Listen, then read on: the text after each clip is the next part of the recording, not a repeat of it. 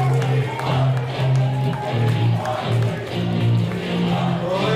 and gentlemen, please welcome the mayor of Fort Worth, Patty Parker.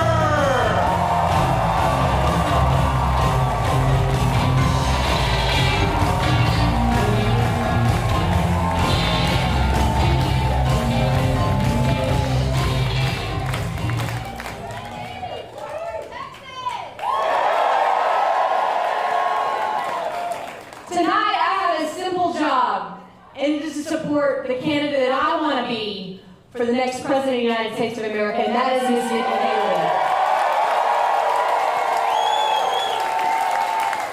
My support for Governor Haley is simple. Her message is about inspiration. It is about the future of this country. She inspires me. She inspires you to be better together. Each of you are here because you're voting for someone, not against the status quo that you see right now. I get to be mayor of the best city in America, let's be honest. A city that represents trailblazers and people that work hard, and importantly, people that love this country. You're about to meet a woman who's done it all. She's raised 2 beautiful children. Her husband is currently deployed to serve this country, and yet she gets up every single day and says, you know what, what's next? I've been governor of my state in South Carolina. She's been ambassador for this country.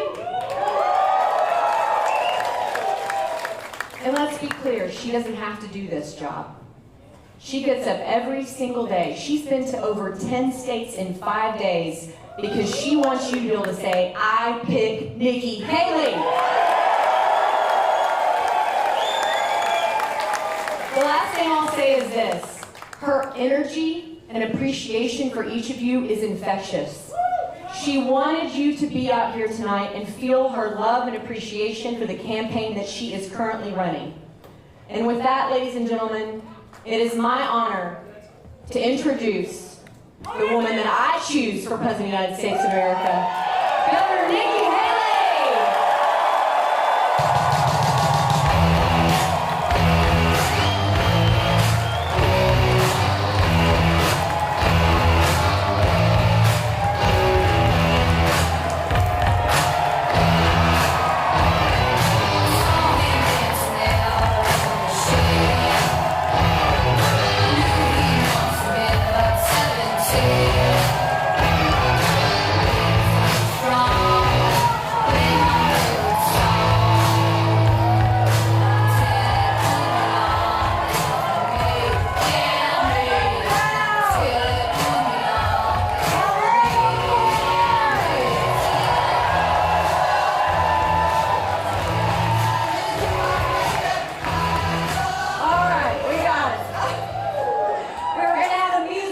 If we didn't stop. So good to see everybody. It's great to be here in Fort Worth.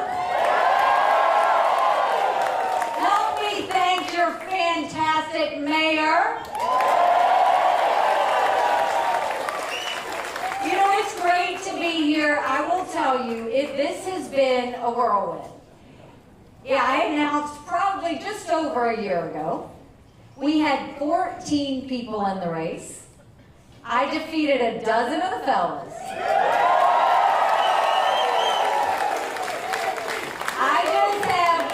I just have one more fella I gotta catch up to.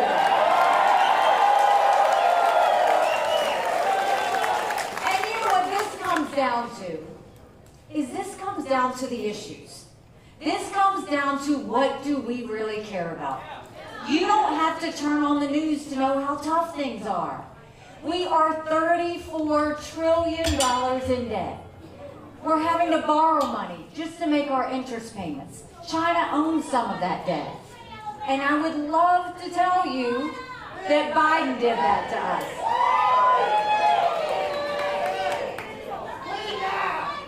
Hold on, I think we've got some friends.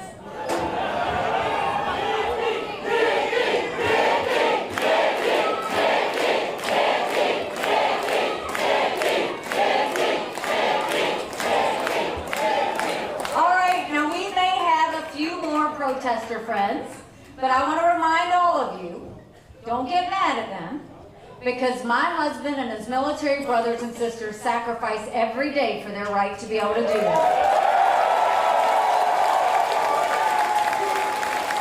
So as I was saying, we are now having to pay more money in interest than we are in our defense budget. You know who's paying attention to that? Russia, China, and Iran.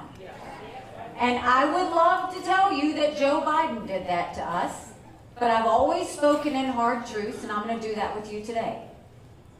Donald Trump and our Republicans did that to us too. You go back and look at that $2.2 trillion COVID stimulus bill that they passed with no accountability. They expanded welfare that's now left us with 80 million Americans on Medicaid, 42 million Americans on food stamps. Even though we've got 60% of Americans living paycheck.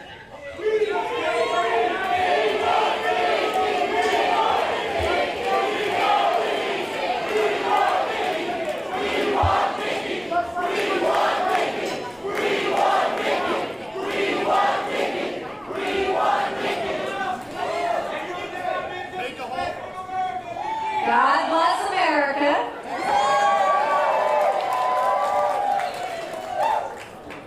And our Republicans are spending to the point that even in 2024, Republicans put in $7.4 billion worth of pet projects.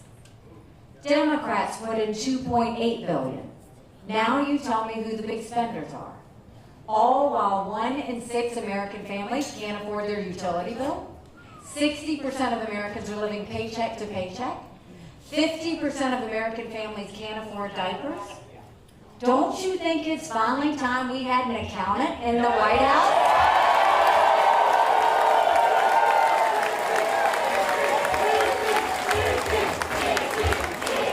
So how would an accountant take care of this economy? The first thing we do is we claw back the $100 billion of unspent COVID dollars that are still sitting out there. Instead of 87,000 IRS agents going after middle America, let's go after the hundreds of billions of dollars of COVID fraud. 1 out of every $7 was spent fraudulently. If 8% of our budget is interest, quit borrowing. Cut up the credit cards. You have to balance a budget every day.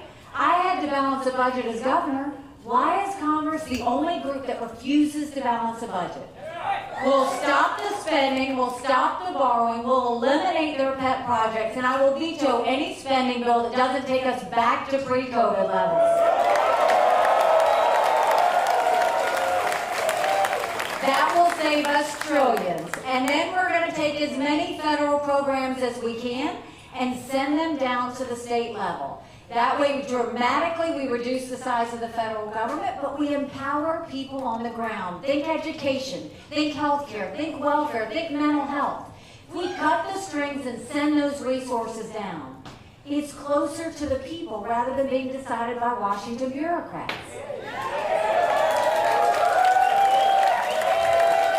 And then we're watching the rich get richer and the poor get poorer. We need to open up the middle class. That's why we're going to do middle class tax cuts and simplify the bracket.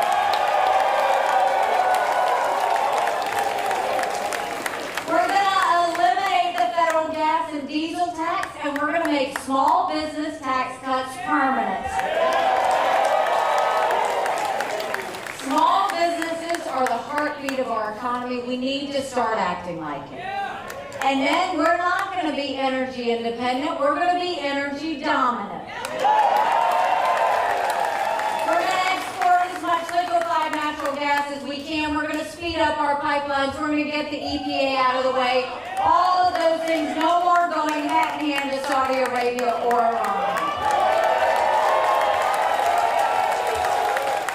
And since we were talking about Congress, you know, Congress only has one job. One job, and that's to give us a budget on time. Well, in case you turned on the TV, they failed again. Do you know Congress has only given us a budget on time 4 times in 40 years? 4 times in 40 years. You know what I say about that? You can't give us a budget on time, you don't get paid, period.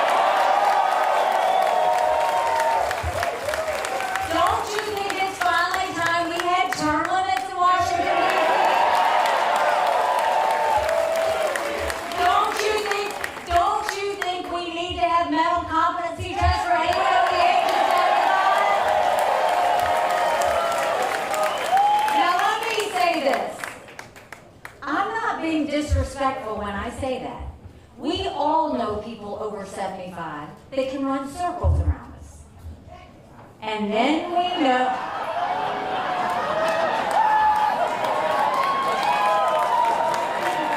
Give it up for Mayor Price. Y'all know you love her. We all know people who are over 75 that can run circles around us, but then we also know Joe Biden.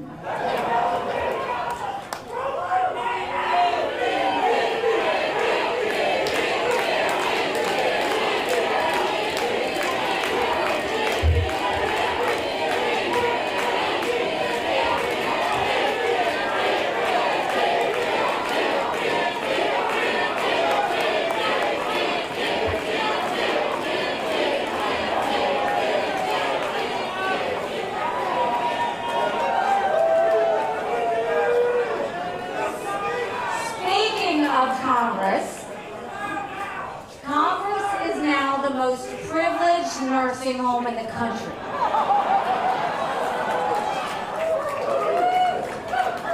These are people making decisions on the future of our economy. These are people making decisions on our national security.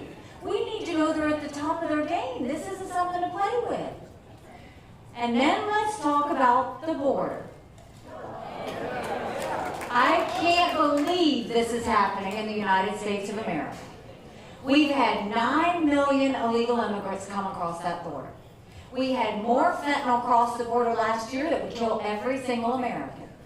Number one cause of death for adults 18 to 45, fentanyl. And don't think for a second China doesn't know what they're doing when they send it over. When I was governor of South Carolina, we passed the toughest illegal immigration law in the country. President Obama sued us over it and we won. We're going to take what we did in South Carolina and go national with it. We're going to do a national E-Verify where every business has to prove that the people they hire are in this country legally. We're going to defund sanctuary cities once and for all. We're going to put 25,000 Border Patrol and ICE agents on the ground and let them do their job. We're going to go back to the Remain in Mexico policy so that no one steps foot on U.S. soil. And instead of catch and release, we're going to go to catch and deport. That is what will stop what's happening on the border. But you know, we had a bill in Congress a couple weeks ago. And the good part about that bill was that it strengthened asylum laws. Nikki Haley, you support genocide!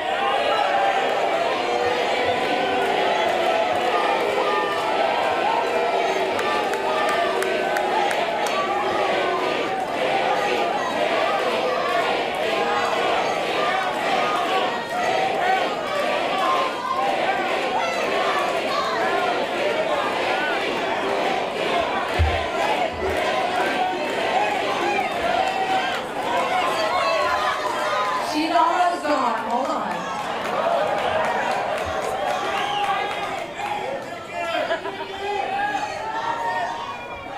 All right. So, like I was saying, with the border bill, what was good is it strengthened asylum laws. Now, we need to strengthen asylum laws because 3 million illegal immigrants came in under the Trump administration because our asylum laws weren't strong enough. The weak part about the bill was it didn't have the Remain in Mexico. We have to have Remain in Mexico. And it had a 5,000 person threshold. We don't even want a 1 person threshold. The problem is what should have happened is Congress should have gotten a room and not come out until they strengthened that bill and given us something that they could pass. But what went wrong was Donald Trump told them not to pass anything until after the general election because it would hurt him. We can't wait one more day to pass a strong border bill.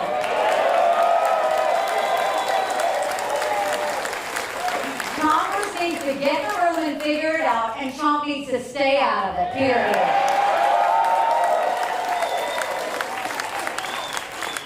And you know, growing up in rural South Carolina, my parents always taught me that you take care of those who take care of you.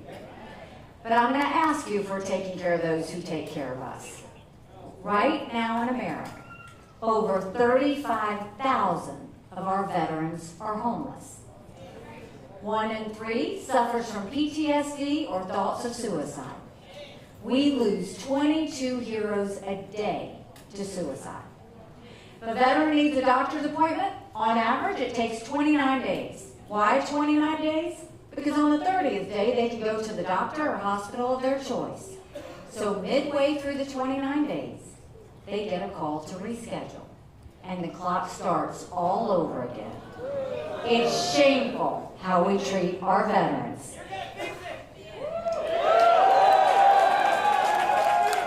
Now, I'm the proud wife of a combat veteran who served in Afghanistan. And when Michael came home to us, that was a lot of prayers answered. But when he got home, life got hard. He couldn't hear loud noises. He couldn't be in crowds. Life had passed him by for the year that he was gone, and the transition was tough. We can't just love our men and women when they're gone. We gotta love them when they come back home, too.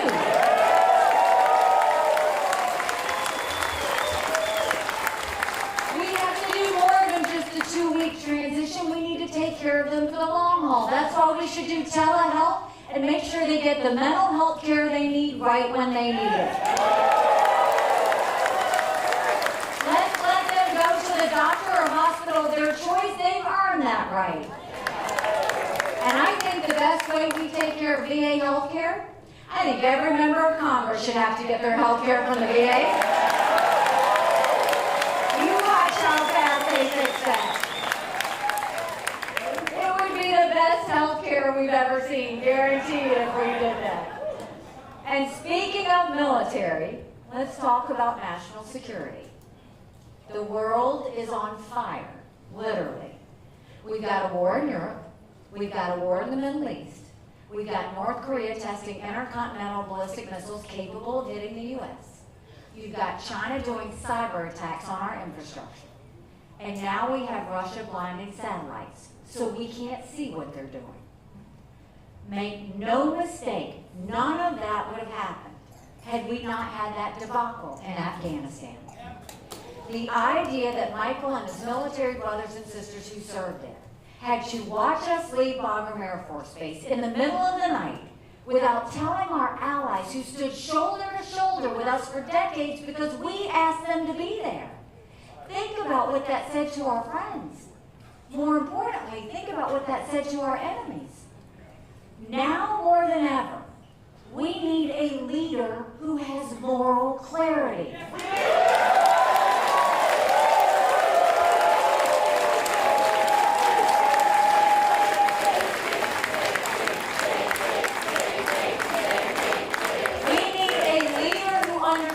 The difference between right and wrong, between good and bad.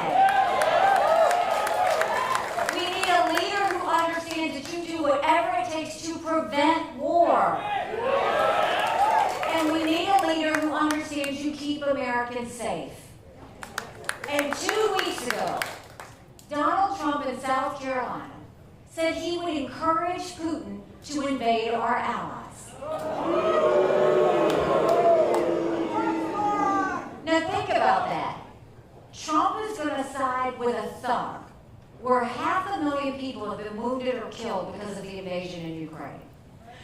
Trump is going to side with a dictator who kills his political opponents.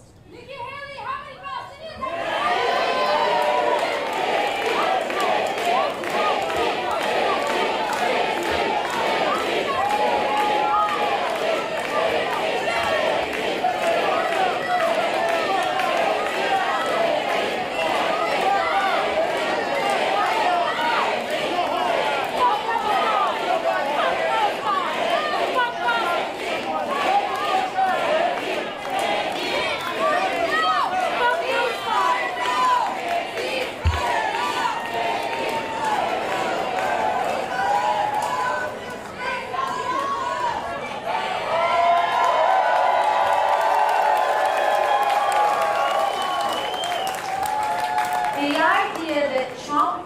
side with a madman who arrests American journalists and holds them hostage. Putin's made no bones about the fact that he wants to destroy America. And Trump's going to side with him over our allies who stood with us after 9/11? Now, I'll be the first one to say we should not give cash to friends or enemies because you can't follow it, you can't hold it accountable. But we need to always do whatever it takes to prevent war. And when that means helping our friends, we help our friends. But America can never be so arrogant to think we don't need friends. We always need to grow our alliances. We always need to make sure we're strong.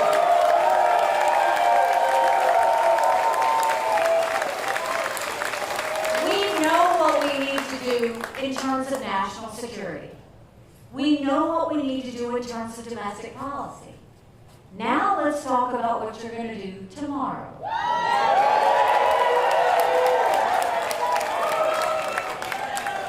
Because this is a choice between, do you want more of the same or do you want something new? And if you look at what just the past couple of months, this will kind of put a nice heart on it, and you'll see what I'm talking about. In New Hampshire, they said we were going to lose by 30, 35 points. We got 43% of the vote.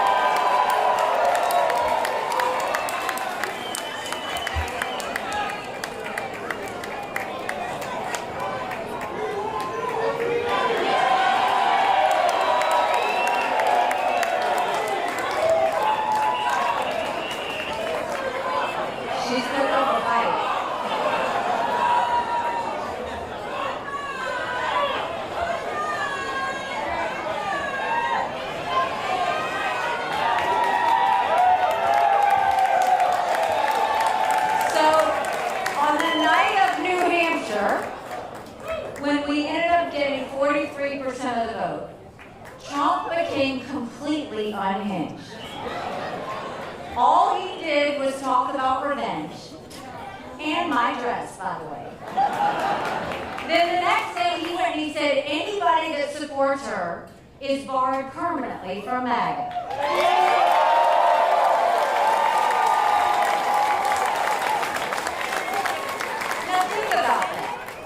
If you're running for president, your job is to bring people in, not push people out of your club. Then the next day, he went and he said that the RNC should name him the presumptive nominee. No, we don't anoint kings in America, we have elections. And Texans deserve the right to vote.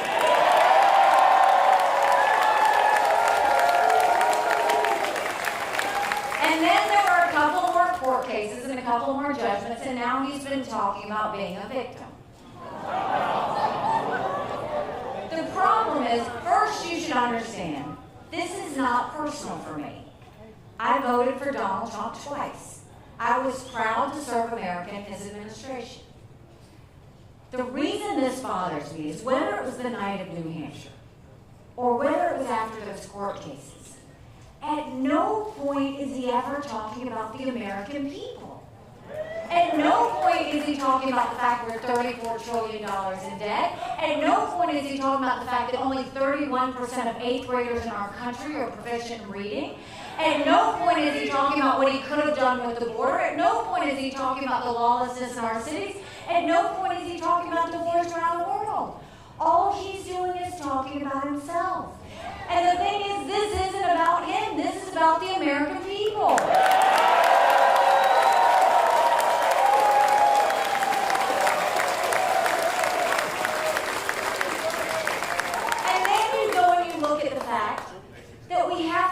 actually have something that we can win.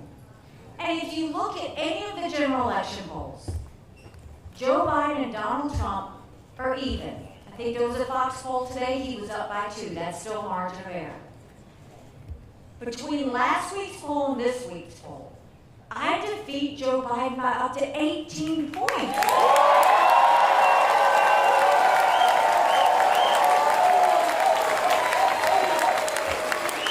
That's bigger than the presidency. That's House, that's Senate, that's governorship, that's school board. That's a complete turnaround, but more than that. That's a mandate to stop the wasteful spending to get our economy back on track. That's a mandate to get our kids reading again and go back to the basics in education. That's a mandate to secure our borders with no more excuses.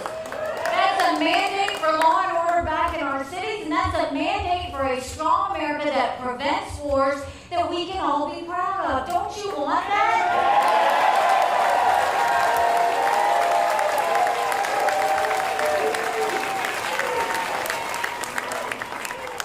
In 2012, Michigan was a bright light.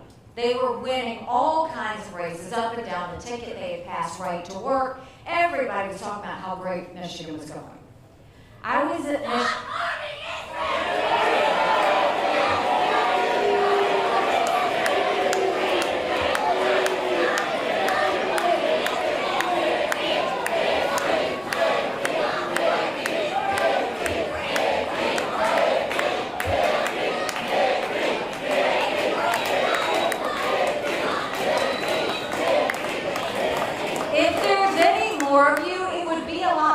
just did it together.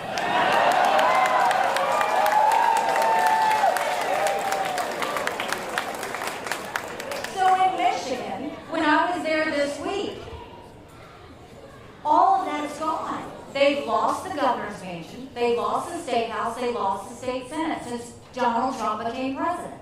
Then I went to Minnesota, the same thing, they've lost everything. Then I went to Colorado. No Republican has won statewide or got more than 45% of the votes statewide since Donald Trump became president.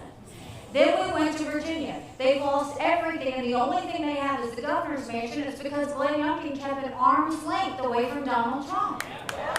And then you look 2 weeks ago. Republicans lost a vote on Mayorkas. They lost a vote on Israel. The RNC chair lost her job, and Donald Trump had his fingerprint on all of it. At some point, maybe we should say the reason that America keeps losing is because of Donald Trump.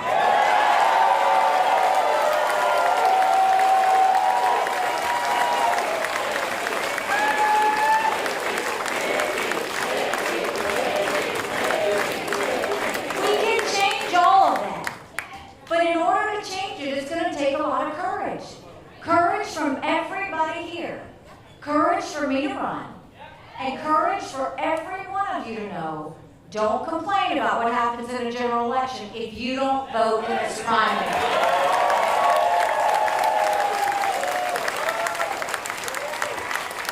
You know, 8 months ago, I dropped Michael off at 4 a.m.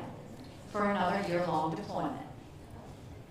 And I watched him and 230 soldiers pick up their 2 duffel bags of belongings to go to a country they've never been, all in the name of protecting America.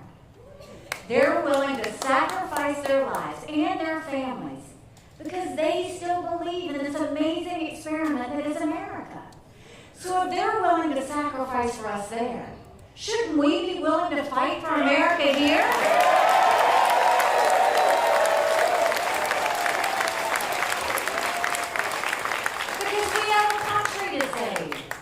But if we're going to save her, we also need to look at what's happening to the Republican Party. Because you look at that, it used to be a party of fiscal discipline. It used to be a party of small government. It used to be a party of less spending.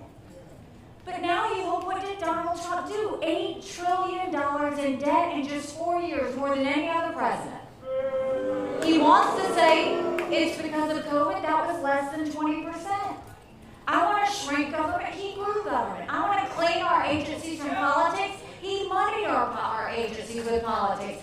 We've got to go and get these agencies working again. And then you look at national security. We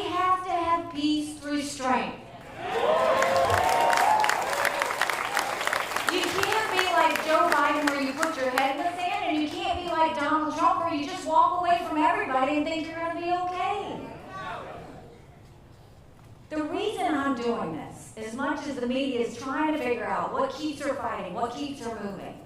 I think I've made it pretty clear I'm not going for vice president, right?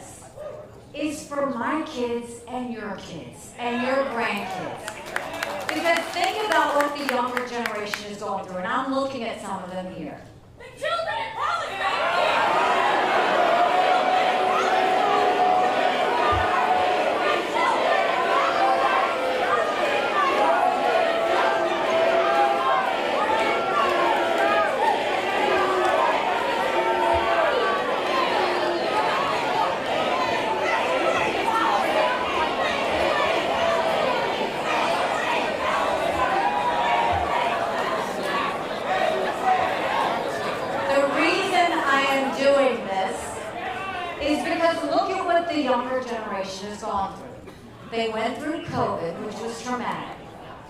They know this $34 trillion in debt is going to be on them to have to do something about it. They're worried about getting a job. They're worried about making ends meet. They don't think they're ever going to be able to own a home. And they worry about the wars around the world.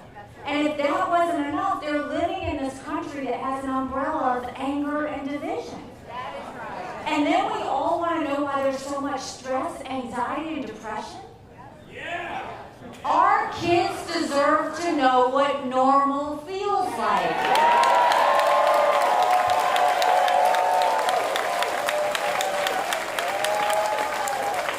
It's not normal under Joe Biden to allow millions of illegal immigrants to come into this country and do nothing to stop them. It's not normal for Joe Biden to worry more about gender pronouns than whether the kids can read them. Joe Biden to have these wars around the world. And it's not normal for Donald Trump to pick the side of a tyrant over our allies. It's not normal for Donald Trump to go and pay $60 million in campaign contributions towards his personal court cases. It's not normal for Donald Trump to continue to mock the military. And it's not normal when Joe Biden calls his opponents fascists and Donald Trump calls his opponents vermin. None of that is normal.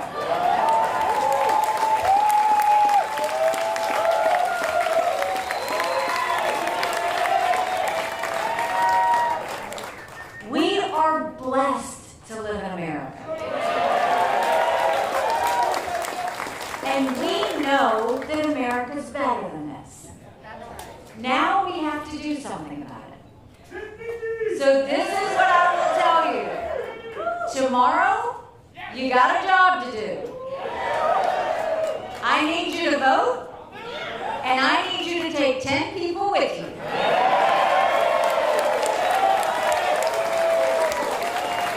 I need you to text, email, and let all of your friends know that the primary is tomorrow. And I want you to give them a message because you'd be shocked at how many of your family and friends are general election voters. You tell them that in a general election, we're given a choice. In a primary, we make our choice. Tomorrow, we all have a chance to make our voices heard in the loudest of ways. And this is what I'll tell you. When I announced, they asked me why I was doing this, and I said, you know, my parents came here 50 years ago to an America that was strong and proud and full of opportunities. I want them to know that country again. I'm doing this for Michael and his military brothers and sisters. They need to know their sacrifice matters. They need to know that we love our country. I'm doing this for my daughter who just got married, and I saw how hard it was for her and her husband to buy a home. The average home buyer in America is 49 years old. The American dream is leaving them. And I'm doing this for my son who's a senior in college. And I am tired of watching him write papers of things he doesn't believe in just to get an A. That's not us. That's not America. And for the first time, 81% of Americans don't think their kids are going to have as good of a life as we did. We can't be okay with that. I'm not okay with that. We do have a country to save. But I'll promise you this. If you do your part, if you join this movement, if you make your voices loud, I promise you, our best days are yet to come. Thank you, Fort Worth. God bless.